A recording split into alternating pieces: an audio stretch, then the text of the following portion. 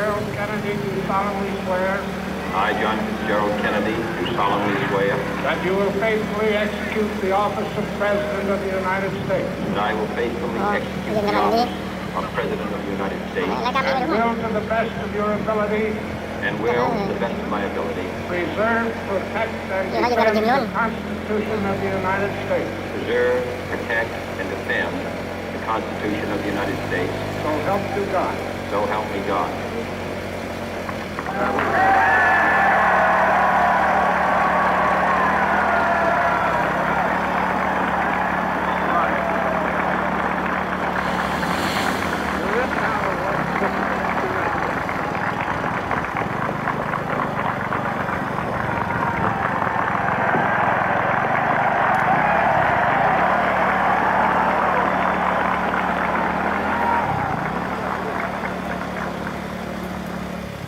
Vice President Johnson, Mr. Speaker, Mr. Chief Justice, President Eisenhower, Vice President Nixon, President Truman, Reverend clergy, fellow citizens. We observe today not a victory of party, but a celebration of freedom, symbolizing an end as well as a beginning, signifying renewal as well as change. For I have sworn before you and Almighty God the same solemn oath our forebears prescribed nearly a century and 3/4 ago. The world is very different now.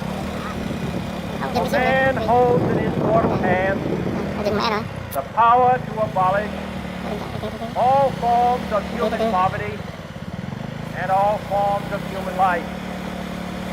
And yet the same revolutionary beliefs for which our forebears fought are still at issue around the globe.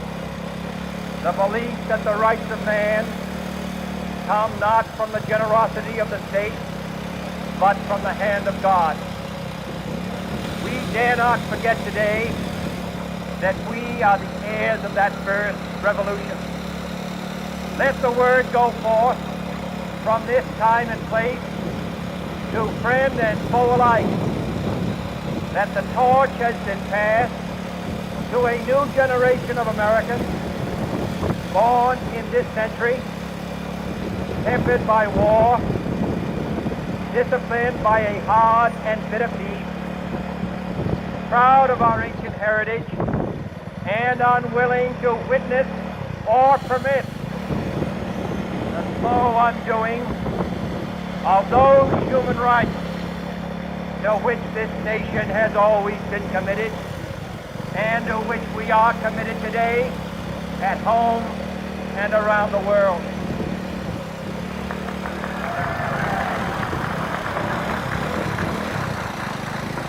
Let every nation know, whether it wishes us well or ill, that we shall pay any price, bear any burden, meet any hardship, support any friend, oppose any foe, to assure the survival and the success of liberty.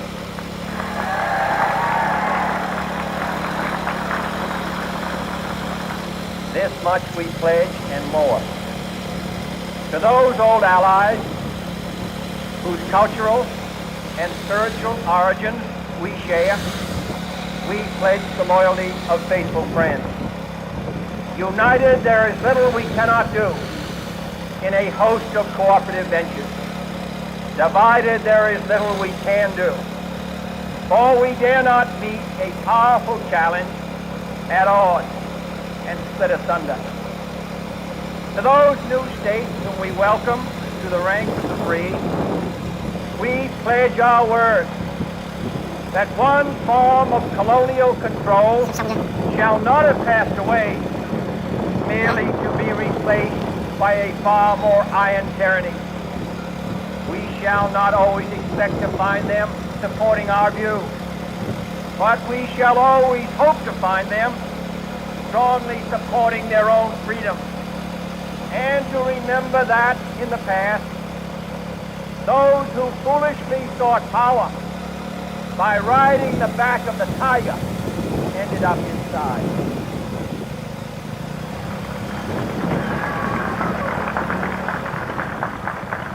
To those people in the huts and villages of half the globe struggling to break the bonds of mass misery, we pledge our best efforts to help them help themselves for whatever period is required, not because the communists may be doing it, not because we seek their vote, but because it is right. If a free society cannot help the many who are poor, it cannot save the few who are rich.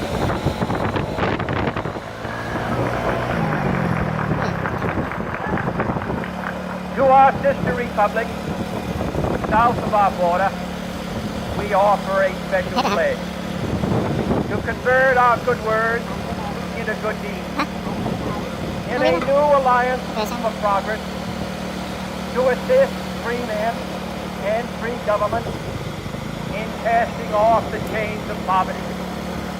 But this peaceful revolution of hope cannot become the prey of hostile powers. Let all our neighbors know that we shall join with them to oppose aggression or subversion anywhere in the Americas. And let every other power know that this hemisphere intends to remain the master of its own house.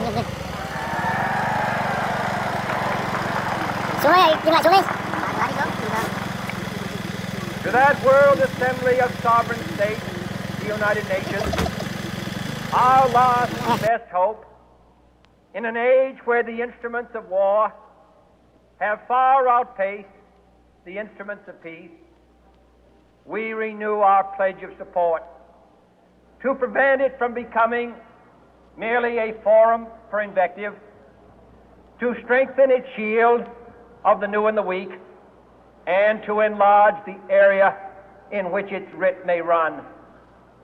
Finally, to those nations who would make themselves our adversary, we offer not a pledge, but a request that both sides begin anew the quest for peace.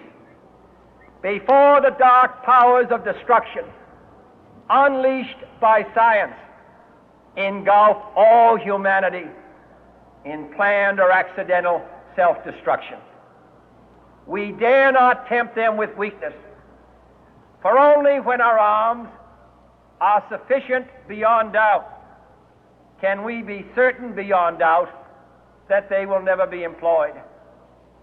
But neither can two great and powerful groups of nations take comfort from our present course, both sides overburdened by the cost of modern weapons, both rightly alarmed by the steady spread of the deadly atom, yet both racing to alter that uncertain balance of terror that stays the hand of mankind's final war. So let us begin anew, remembering on both sides that civility is not a sign of weakness, and sincerity is always subject to proof. Let us never negotiate out of fear, but let us never fear to negotiate.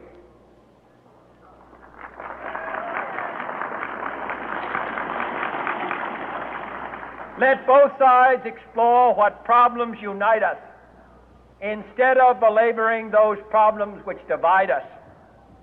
Let both sides, for the first time, formulate serious and precise proposals for the inspection and control of arms, and bring the absolute power to destroy other nations under the absolute control of all nations.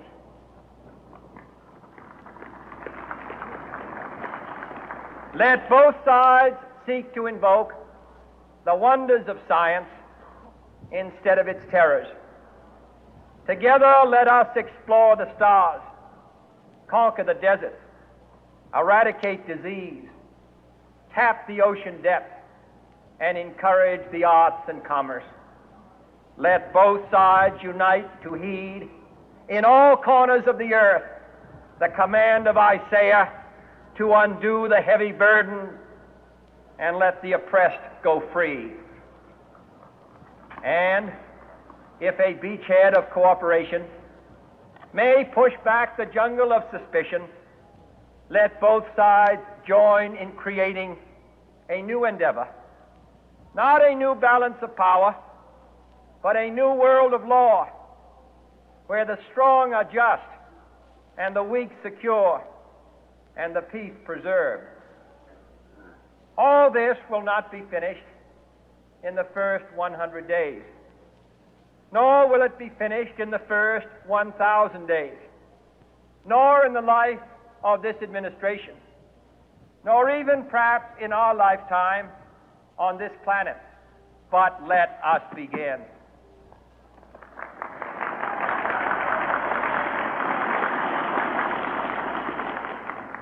In your hands, my fellow citizens, more than mine, will rest the final success or failure of our course.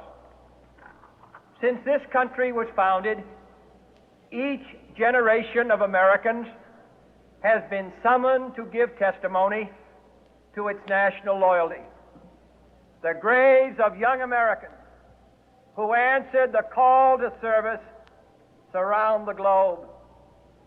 Now the trumpet summons us again, not as a call to bear arms, though arms we need, not as a call to battle, though in battle we are, but a call to bear the burden of a long twilight struggle, year in and year out, rejoicing in hope, patient in tribulation, a struggle against the common enemies of man, tyranny, poverty, disease, and war itself.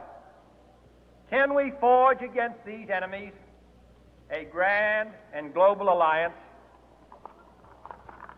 north and south, east and west, that can assure a more fruitful life for all mankind? Will you join in that historic effort?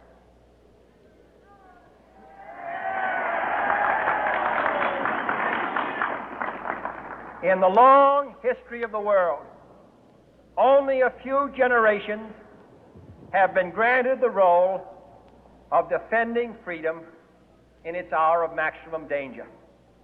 I do not shrink from this responsibility. I welcome it.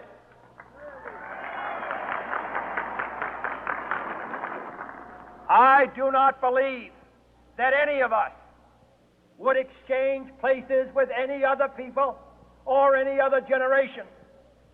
The energy, the faith, the devotion which we bring to this endeavor will light our country and all who serve it. And the glow from that fire can truly light the world. And so, my fellow Americans, ask not what your country can do for you, ask what you can do for your country.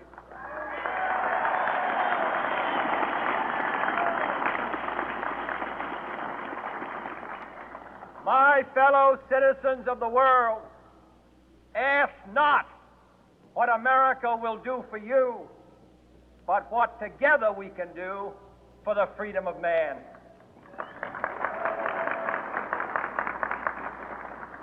Finally, whether you are citizens of America or citizens of the world, ask of us here the same high standards of strength and sacrifice which we ask of you. With a good conscience, our only sure reward, with history the final judge of our deeds, let us go forth to lead the land we love, asking His blessing and His help, but knowing that here on earth God's work must truly be our own.